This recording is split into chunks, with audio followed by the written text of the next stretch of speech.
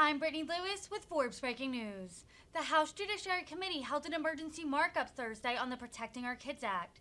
In his opening statement, Chairman Jerry Nadler described the gun control legislation as, quote, important, sensible, overwhelmingly popular proposals that will help us to scale back the scope of gun violence in the United States. Thursday's meeting comes after a string of mass shootings have gripped the nation and reignited the gun control debate in the U.S. Listen in for Nadler's full opening statement. I will begin by recognizing myself for an opening statement. In the days since the shooting at Tops Friendly Market Store in Buffalo, New York, in the long, sad nights since the shooting at Robb Elementary School in Uvalde, Texas, and in just the last few hours, as we learned of yet more deadly gun violence in a Tulsa, Oklahoma medical office building, I have turned to a particular teaching in the Talmud. Whoever takes one life, it's as if he kills the entire world. And whoever saves one life, it's as if he saves the entire world. Every life is precious. Let that be the measure of our work here today. When we think about the children in Uvalde, the 9 and 10-year-olds just a few days short of their summer vacations, let us think about the whole world that was snuffed out when each of them died. And as we address the scourge of gun violence, a blight that killed 45,000 Americans in 2020 alone, let us remember that there are no perfect solutions. We are painfully aware that we cannot do enough today to save all of these lives, but that each life we save is an entire world.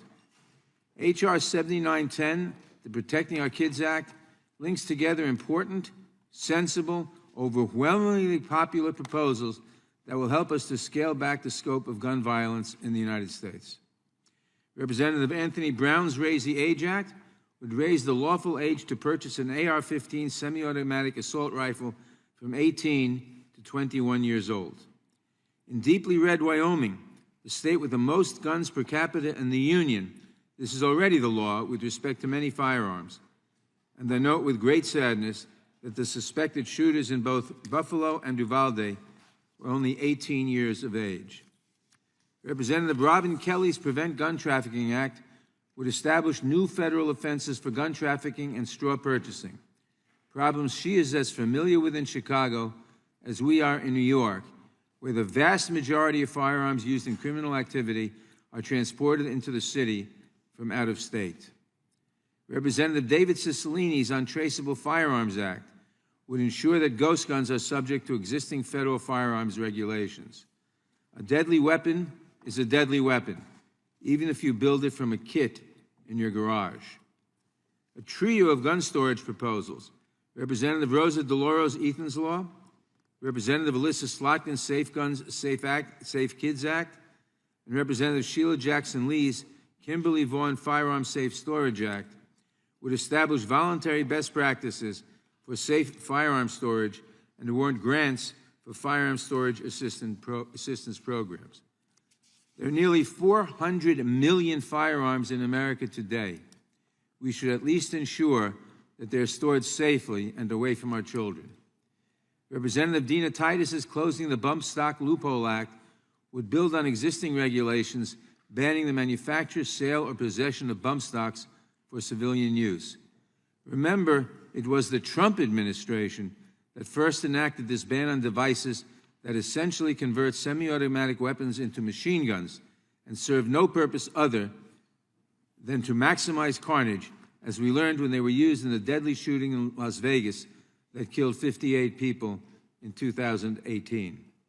Finally, Representative Ted Deutsch's Keep Americans Safe Act would ban the sale, manufacture, and illegal possession of gun magazines that hold more than 10 rounds of ammunition.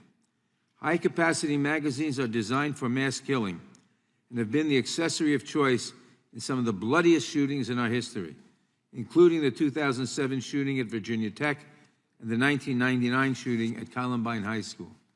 I am reminded that the shooter in Aurora, Colorado in 2012 murdered 12 people and not the entire movie theater only because his 100-round magazine jammed during the shooting. At the outset, let me say that each of these proposals is wildly popular with the American public, although that has not stopped many Republican officials from speaking out in recent days against passing sensible gun safety legislation. because we know from experience that few events expose the emptiness of the gun lobby's rhetoric, like the mass murder of school children, allow me to rebut some of my Republican colleagues' arguments in advance. Nobody seriously believes that Hollywood or video games are to blame for the epidemic of gun violence in America. Our children watch the same movies and play the same games as children in Canada and England and Japan. But only in the United States do we ask the parents of elementary school children to stand in line so we can match their DNA to the remains of their children, because only the United States is awash in 400 million guns. You say that these deaths were caused by a lack of mental health care? I agree that we need to do more for those in our communities who may be in crisis. And I hope that you will join me the next time we are asked to fund such initiatives. I expect that many of my Republican colleagues will not.